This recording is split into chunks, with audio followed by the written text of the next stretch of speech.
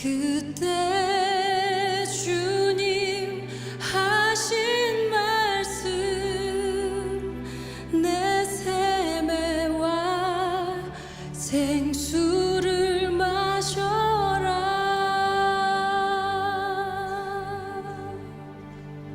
오 주님, 오 주님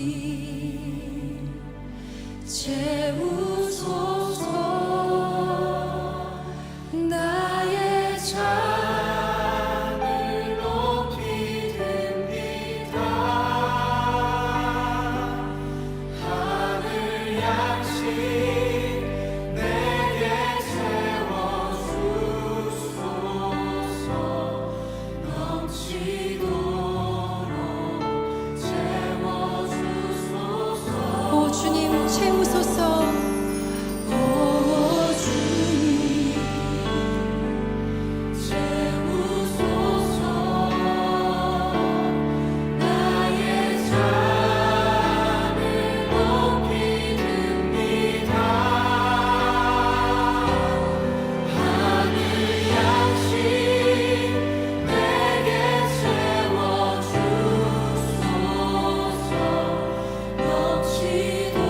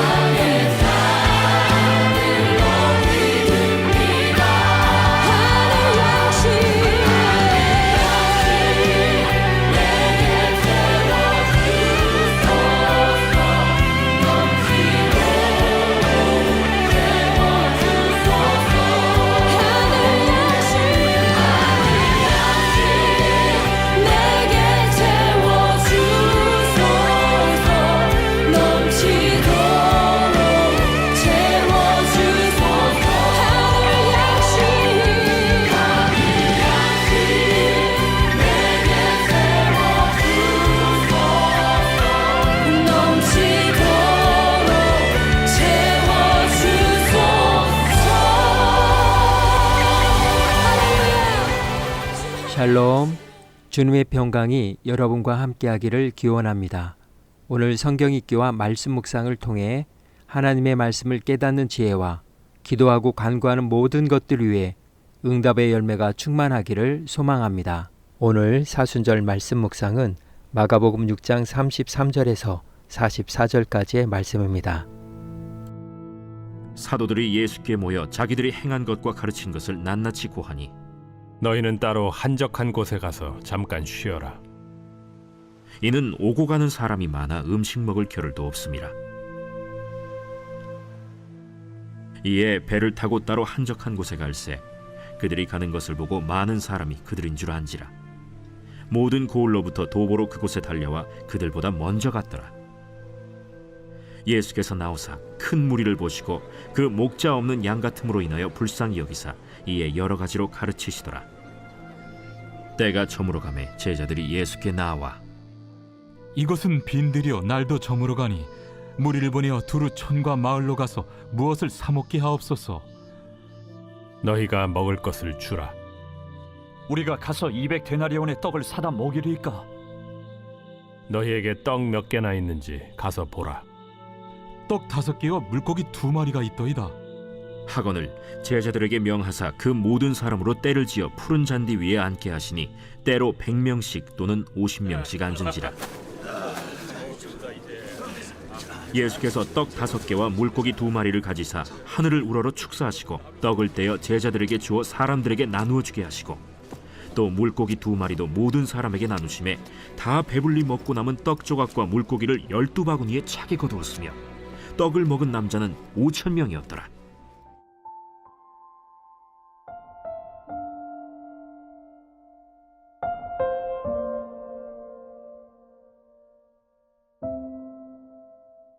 추상화, 미술에서 사물을 눈에 보이는 것처럼 자연적 사실적으로 재현하는 것이 아니라 점, 선, 면, 색채 등의 표현을 목표로 하는 그림 혹은 그 기법을 말합니다.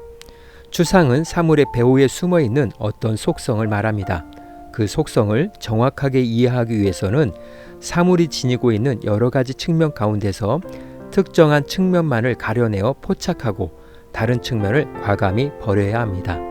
즉 복잡한 체계에서 하나만 제외하고 모든 벼슬을 제거함으로써 사물의 핵심적인 본질을 드러내는 단순화 과정을 말합니다. 그러나 이러한 단순화는 시각적인 단순화가 아닙니다.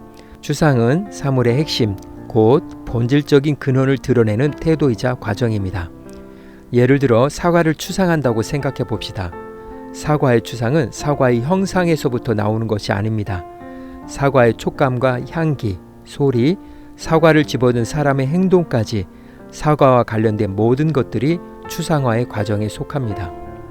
피카소의 그림, 화가와 모델을 보면 그가 관찰하고 생각한 것 중에서 가장 중요한 한 가지 요소를 제외하고는 모두 다 버렸습니다. 복잡한 시각적, 물리적, 정서적 관념들을 제거해 가면서 결국은 아무것도 걸치지 않은 이미지들만 남기고 있습니다. 피카소는 이렇게 말했습니다. 당신들은 보고 있지만 보고 있는 게 아니다. 그저 보지만 말고 생각하라. 표면적인 것 배후에 숨어있는 놀라운 속성을 찾으라. 눈이 아니고 마음으로 보라고 했습니다. 추상은 단지 어렵고 난해한 것만은 아닙니다. 우리의 일상이며 흔히 그렇게 살고 있습니다. 단지 예술적으로 표현하지 못할 뿐입니다. 자신이 읽은 책을 누군가에게 요약해서 말해주는 것, 보고 싶은 TV 프로그램을 선택할 때 신문이나 잡지의 헤드라인을 보고 그 기사를 읽을지 말지를 결정하는 식으로 추상에 의존합니다. 윈스턴 처칠은 5분짜리 얘기거리를 가지고 하루 종일 떠들 수 있지만 말할 시간이 5분밖에 주어지지 않는다면 그걸 위해서 하루 동안 꼬박 준비해야 한다고 했습니다. 과학자, 화가, 시인들은 모두 복잡한 체계에서 하나만 제외하고 모든 변수를 제거함으로써 핵심적 의미를 발견하려고 했습니다. 현실이란 모든 추상의 종합이며 이 가능성을 알아냄으로써 우리는 현실을 보다 잘 이해할 수 있습니다. 즉 진정한 의미에서 추상화란 현실에서 출발하되 불필요한 부분을 도려내가면서 사물의 놀라운 본질을 드러나게 하는 과정이라고 할 수 있습니다. 소설가 윌라 케이토는 추상화는 없어도 되는 관습적 형식과 무의미한 세부를 골라내고 전체를 대표하는 정신만을 보존하는 일이라고 했습니다. 물리학자 찰스 토머스는 내가 관찰하고 생각한 것 중에서 가장 중요한 한 가지 요소를 제하고는 모두 다 버렸다고 했습니다. 이들은 모두 사물의 주변부를 과감히 버림으로써 본질을 찾아 예술과 과학으로 표현했습니다. 우리는 하나님 앞에서 추상화할 수 있어야 합니다. 주님과 동행하는데 방해되는 요인들을 과감히 버려야 합니다. 그렇게 되면 주님의 뜻을 분별하게 될 수 있고 믿음 안에서 주님께서 주시는 능력에 힘입어 모든 것을 할 수 있게 될 것입니다. 예수님은 자신이 누구이고 무엇을 위해 이 땅에 오신 것인지를 스스로 증거하셨습니다. 더러운 귀신 들린 사람, 시몬의 장모의 열병, 많은 귀신 들린 자와 병든 자들, 나병 환자, 중풍병자를 고쳐주셨습니다. 안식일에도 손 마른 자를 고쳐주시며 안식일의 주인이심도 선언하셨습니다. 바다를 잔잔케 하시고 거라사 군대를 심판하셨고 야이로의 딸을 살리셨으며 12의 혈루증 앓는 여인도 고쳐주셨습니다. 이런 모든 이적과 기사를 통해 예수님은 하나님과 동등하시며 길이요 진리요 생명이시며 심판자이시며 또한 영생을 주시는 구원자이심을 자증하신 것입니다. 그러나 제자들은 예수님을 제대로 보지 못했습니다. 그들은 예수님을 민중들과 마찬가지로 정치적 메시아, 로마의 억압과 착취에서 해방시켜 주실 혁명가, 대중의 스포트라이트를 받는 예수님의 인기에 편승하는 즐거움, 그러면서 자신들도 후에 출세를 하고 권세를 누릴 수 있을 것이라는 기대감 등 그들은 각자 자신들의 욕심과 욕망으로 주님을 따랐던 것입니다. 제자들이 주님 앞에서 행할 추상화는 무엇일까요? 시간과 장소의 한계, 200데나리온, 이성과 논리적 사고와 판단, 오병이어에 대한 계산, 5,000명이라는 군중들을 추상화해서 제거하는 것입니다. 그러면 예수님만 남게 되며 상황과 이야기는 달라집니다. 이제 모든 것은 주님이 하시는 일이 됩니다. 너희가 먹을 것을 주라. 너에게 떡 몇 개가 있는지 가서 보라.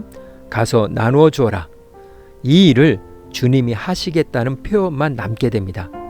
주님은 먹고 남은 부스러기가 12광주리가 되는 기적을 행하셨습니다. 하나님은 지금도 일하고 계십니다. 우리에게 일용할 양식을 주십니다. 사순절 기간 믿음의 추상화를 통해 주님과 깊은 만남과 교제가 이루어지길 소망합니다. 이 시간 믿음의 잔을 높이 들어올리며 기도의 자리로 나아갑니다. 우리가 지금 주님 앞에 나아가는데 방해되는 요인들은 무엇인지 생각해 봅니다. 그리고 그것들 때문에 발생한 일들은 무엇인지 문제와 해결을 위해 우리의 삶을 주님 앞에서 추상화할 수 있도록 믿음의 결단을 위한 기도의 자리로 나아갑니다.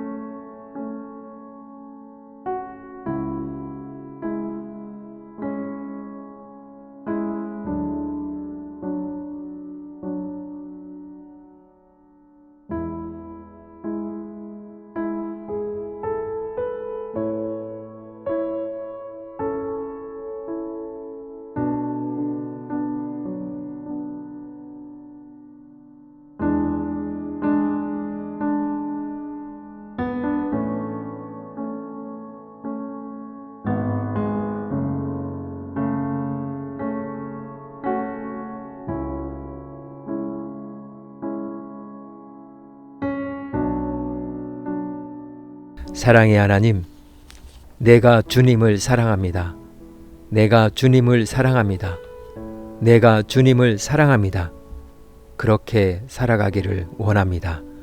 성령의 은혜와 긍휼하심으로 도우시고 역사하여 주옵소서. 오늘은 이렇게 고백하며 나아갑니다. 주님은 나의 전부입니다. 예수님의 이름으로 기도합니다. 아멘. 이제 음악이 마칠 때까지 자유롭게 기도합니다. 하나님께서 우리의 기도에 귀 기울여 주십니다.